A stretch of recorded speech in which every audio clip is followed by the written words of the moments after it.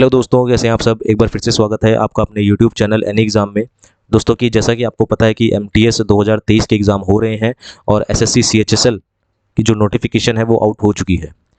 तो उसी के लिए हम आपके लिए जनरल अवेयरनेस के इंपॉर्टेंट क्वेश्चंस लेके आए हैं। सभी के सभी क्वेश्चन जो है वो प्रीवियस ईयर से रहेंगे।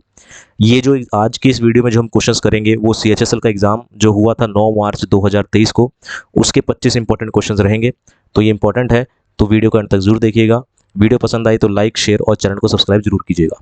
तो 9 मार्च 2023 को जो एग्ज़ाम हुआ था एसएससी सीएचएसएल का 2022 का, ठीक है, उसके लिए ये इंपॉर्टेंट क्वेश्चंस हैं। तो बढ़ते हैं पहले क्वेश्चन की ओर। पहला क्वेश्चन देख लेते हैं क्या है। तो फर्स्ट क्वेश्चन पे हम आते हैं। तो फर्स्ट क्वेश्चन में आपको बोला गया है कि वारली पेंटिंग भारत के डैश राज्य की लोक पेंटिंग है। कौन सी वारली पेंटिंग की यहाँ बात हो रही है। तो वारली पेंटिंग जो है वो भारत के डैश राज्य की लोक पेंटिंग है। कौन से राज्य की है ये आपको बताना है। और मैं आपको बता दूं कि सभी के सभी क्वेश्चन जो है वो प्रीवियस ईयर है। एसएससी सीएचएसएल टीयर 1 ये 2022 के लिए जो एग्ज़ाम हुआ था 9 मार्च 2023 को, उसके ये क्वेश्चंस हैं। तो सभी के सभी क्वेश्चंस इंपॉर्टेंट है, तो एंड तक आप जरूर देखिएगा। तो वारली पेंटिंग भारत के डैश राज्य की लोक पेंटिंग है। कौन से राज्य की है, तो यह महाराष्ट्र राज्य की। ऑप्शन नंबर डी इसका आंसर हो जाएगा। अगले क्वेश्चन की ओर आते हैं। अगले क्वेश्चन में कहता है कि बिहार केसरी के नाम से किसे जाना जाता है। यहाँ पर आपसे पूछा जा रहा है कि बिहार केसरी के नाम से किसे जाना जाता है। राजेंद्र प्रसाद को, श्री कृष्ण सिन्हा को, कर्पूरी ठाकुर को, लाला लाजपत राय को। तो बिहार केसरी के नाम से जाना जाता है किसे, श्री कृष्ण सिन्हा जी को जाना जाता है। अगले क्वेश्चन की ओर आते हैं। कह रहा है कि फर्म के वर्धित मूल्य की गणना डैश के रूप में की जाती है। फर्म के वर्धित मूल्य की गणना जो होती है डैश के रूप में की जाती है। किसके रूप में की जाती है, तो वो की जाती है फर्म के उत्पादन का मूल्य और फर्म द्वारा प्रयुक्त मध्यवर्ती वस्तुओं का मूल्य। यानी कि फर्म ने कितना प्रोडक्शन किया है, उसमें से फर्म ने कितना यूज़ कर लिया, उसमें माइनस कर देंगे तो आपका क्या आ जाएगा, फर्म का वर्धित मूल्य आ जाएगा। ऑप्शन नंबर ए करेक्ट हो जाएगा। अगले क्वेश्चन की ओर आते हैं। अगले क्वेश्चन में कहता है कि रजिया को दिल्ली सल्तनत के सिंहासन से किस वर्ष हटाया गया था। तो रजिया को दिल्ली सल्तनत के सिंहासन से किस वर्ष हटाया गया था, तो ये हटाया गया था कब, 1240 में। 1240 में रजिया को जो था सिंहासन से हटा दिया गया था। और इनका जो इन्होंने कब तक राज किया था, 1236 से 1240 तक इन्होंने राज किया था। और 1240 में इनकी क्या हो गई थी, डेथ हो गई थी। तो ऑप्शन नंबर बी इसका आंसर हो जाएगा। अगले क्वेश्चन की ओर आते हैं। अगले क्वेश्चन में कहता है कि किस राज्य के मुख्यमंत्री ने फुटबॉल की संस्कृति को जमीनी स्तर पर ले जाने के लिए फुटबॉल फॉर ऑल लॉन्च किया है। तो फुटबॉल की संस्कृति को जमीनी स्तर पर ले जाने के लिए फुटबॉल फॉर ऑल जो लॉन्च किया है, कौन से राज्य के मुख्यमंत्री ने लॉन्च किया, तो वो किया है उड़ीसा के मुख्यमंत्री नवीन पटनायक ने। तो नवीन पटनायक जी ने 10 अक्टूबर 2022 को 10 अक्टूबर 2022 को ये जो फुटबॉल फॉर ऑल जो था वो लॉन्च किया था, ताकि लोग फुटबॉल की जो जमीनी स्तर है उससे जुड़ सके। ऑप्शन नंबर डी करेक्ट हो जाएगा। अगले क्वेश्चन की ओर आते हैं। अगले क्वेश्चन में कहता है कि निम्नलिखित में से किसने यूएस ओपन 2022 का पुरुष एकल खिताब जीता है, यानी कि men's single title 2022 US open. तो यूएस ओपन का मेंस सिंगल टाइटल जो अवार्ड है वो किसने जीता है 2022 का, तो वो जीता है किसने, कार्लोस अल्कराज ने। ऑप्शन नंबर डी करेक्ट हो जाएगा। अगले क्वेश्चन की ओर आते हैं।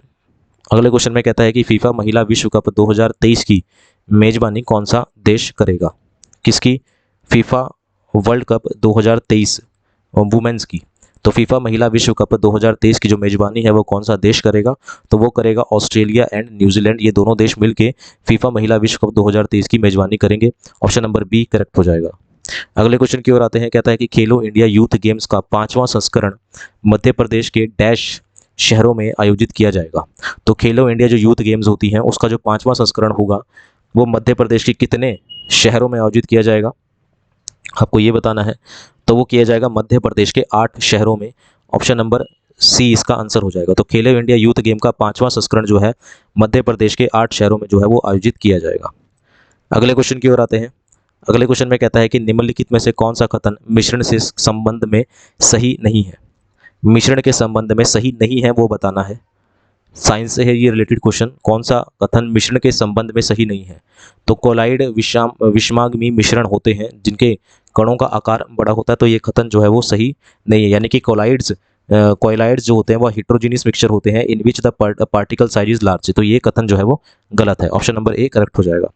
अगले क्वेश्चन की ओर आते हैं। कह रहा है कि भारतीय संविधान के निम्नलिखित में से कौन सा प्रावधान कनाडा के संविधान से लिया गया है। तो विच of the following provision of the Indian constitution is borrowed from the constitution of Canada. Canada से हमने क्या बोरो किया है, तो वो किया है हमने क्या, ऑप्शन नंबर सी सर्वोच्च न्यायालय का सलाहकार क्षेत्राधिकारी, यानी कि advisory jurisdiction of the supreme court. तो सर्वोच्च न्यायालय का सलाहकार क्षेत्राधिकार जो है वो हमने कनाडा के संविधान से बोरो किया है। ऑप्शन नंबर सी इसका आंसर हो जाएगा। अगले क्वेश्चन की ओर आते हैं। कहता है कि निम्नलिखित में से किसने न्यूट्रॉन की खोज की। तो न्यूट्रॉन की खोज किसने की थी? जेम्स चैडविक में, ई गोल्डस्टिग ने, नील्स बोहर ने, या फिर अर्नेस्ट रदरफोर्ड ने। तो किसने की थी न्यूट्रॉन की खोज? तो न्यूट्रॉन की खोज की थी किसने? जेम्स चैडविक ने। ऑप्शन नंबर ए इसका आंसर हो जाएगा। तो जेम्स चैडविक ने की थी न्यूट्रॉन की खोज। और अगर आपसे प्रोटॉन की खोज पूछेगा तो प्रोटॉन की खोज की थी अर्नेस्ट, इन्होंने की थी प्रोटॉन की खोज, इन्होंने की थी प्रोटॉन की खोज। और इलेक्ट्रॉन की खोज अगर पूछेगा तो वो की थी जे थॉमसन ने। इलेक्ट्रॉन की खोज किसने की थी? जे थॉमसन ने इलेक्ट्रॉन की खोज की थी। ठीक है, और चलिए आगे बढ़ते हैं, नेक्स्ट क्वेश्चन की ओर आते हैं। नेक्स्ट क्वेश्चन में आपको बोला गया है कि वायु दाब के संबंध में निम्नलिखित में से कौन सा कथन सही है। वायु दाब यानी कि आपका जो एयर प्रेशर होता है उसके रिगार्डिंग कौन सा कथन सही है? तो वो है इसका ऑप्शन नंबर थर्ड करेक्ट हो जाएगा। द वायु सदैव उच्च दबाव दाब क्षेत्र में निम्न दाब क्षेत्र की ओर चलती है। तो वायु जो है वो उच्च दाब क्षेत्र से निम्न दाब क्षेत्र की ओर चलती है। तो ये कथन जो है वो करेक्ट हो जाएगा। The air always moves from the higher pressure area to low pressure area. Option number C इसका आंसर हो जाएगा। अगले क्वेश्चन की ओर आते हैं। कहता है कि धीनोधर पहाड़ियाँ किस भारतीय राज्य या केंद्र शासित प्रदेश में स्थित है? कौन सी? धीनोधर हिल्स। धीनोधर हिल्स जो है पहाड़ियाँ वो कौन से राज्य में है ये आपको बताना है। तो वो है गुजरात राज्य में। ऑप्शन नंबर सी करेक्ट हो जाएगा। तो धीनोधर पहाड़ियाँ जो है वो गुजरात राज्य में स्थित हैं। ऑप्शन नंबर सी करेक्ट हो जाएगा। दोस्तों वीडियो अच्छी लग रही है तो प्लीज़ लाइक शेयर और चैनल को सब्सक्राइब जरूर कीजिएगा। इसी तरह की मोर इंपॉर्टेंट वीडियोस के लिए ये जितने भी क्वेश्चंस हैं ये एसएससी सीएचएसएल टीयर 1 2022 के लिए जो ऑफिशियल पेपर था जो कि हुआ था 9 मार्च 2023 को, उसका ये ऑफिशियल पेपर है, उसके ये क्वेश्चंस हैं। तो इंपॉर्टेंट रहने वाला है, तो वीडियो को एंड तक आपने जरूर देखना है। पसंद आए तो लाइक शेयर और चैनल को सब्सक्राइब जरूर करना है। अगले क्वेश्चन में आता है, कह रहा है कि भारत का पहला 24 घंटे चलने वाला और ऊर्जा संचालित गांव मोढेरा किस राज्य में स्थित है?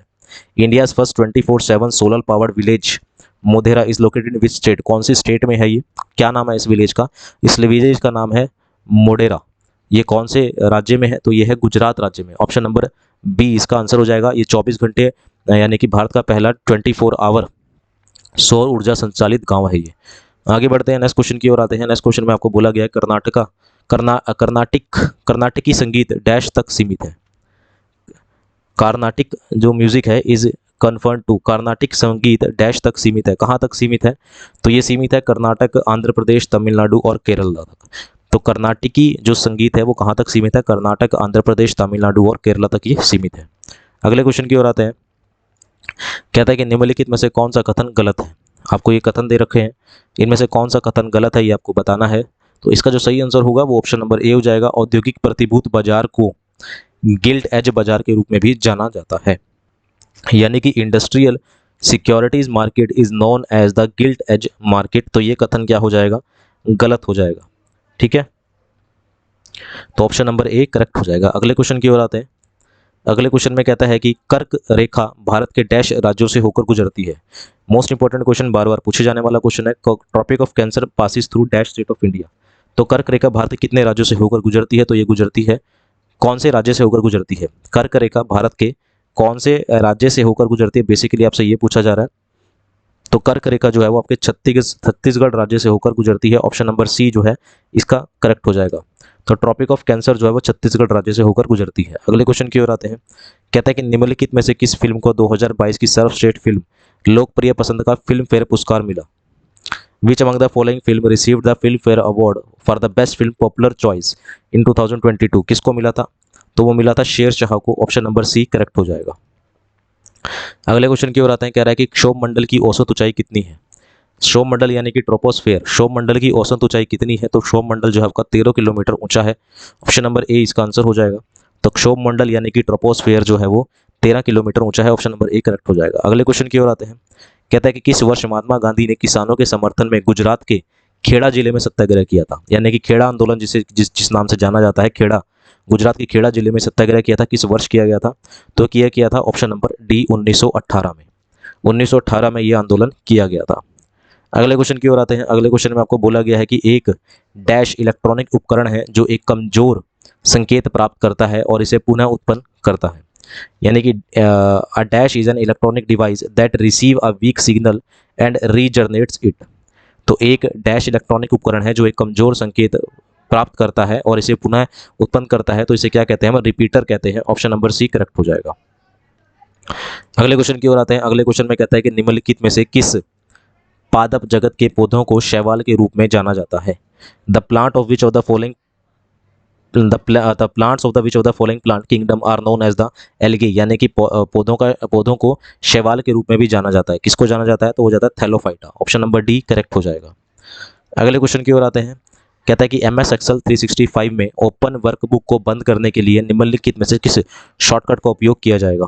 तो एम एस एक्सेल 365 में ओपन बुक वर्कबुक को बंद करने के लिए जिस शॉर्टकट का इस्तेमाल किया जाएगा वो है Ctrl+W का इस्तेमाल किया जाएगा। ऑप्शन नंबर ए करेक्ट हो जाएगा, बी इसका आंसर हो जाएगा। अगले क्वेश्चन की ओर आते हैं। अगले क्वेश्चन में कहता है कि निम्नलिखित में से किस शहर ने 2022 में लगातार छठवीं बार भारत के सबसे स्वच्छ शहर का पुरस्कार जीता? लगातार छठी बार 2022 में सबसे स्वच्छ शहर का पुरस्कार जीता, तो वो कौन है? आपको पता है, इंदौर शहर है। ऑप्शन नंबर डी इसका आंसर हो जाएगा। आज की वीडियो के आखिरी क्वेश्चन पे आते हैं। कह रहा है कि भारतीय संविधान के किस अनुच्छेद में उल्लेख है कि बाहरी आक्रमण और आंतरिक गड़बड़ी के खिलाफ राज्यों की रक्षा करना केंद्र सरकार का कर्तव्य है? तो कौन सा आर्टिकल है जिसमें यह कहा गया है कि बाहरी आक्रमण और आंतरिक गड़बड़ी के खिलाफ राज्यों की रक्षा करना जो है केंद्र सरकार का कर्तव्य होता है? तो वो है, कौन से आर्टिकल में ये बोला गया है? ये बोला गया है आर्टिकल 355 में। ऑप्शन नंबर सी इसका आंसर हो जाएगा। तो दोस्तों ये थे हमारे पास एसएससी सीएचएसएल का जो एग्ज़ाम हुआ था 9 मार्च 2023 को, उसके ऑफिशियल क्वेश्चंस। उम्मीद है सभी के सभी क्वेश्चन पसंद आए होंगे, वीडियो अच्छी लगी होगी। वीडियो पसंद आई तो लाइक, शेयर और चैनल को सब्सक्राइब करना मत भूलिएगा। इसी तरह की मोर इंपॉर्टेंट वीडियोज़ के लिए अभी के लिए इतना ही रखते हैं। मिलते हैं नेक्स्ट पार्ट में। धन्यवाद। Thank you very much.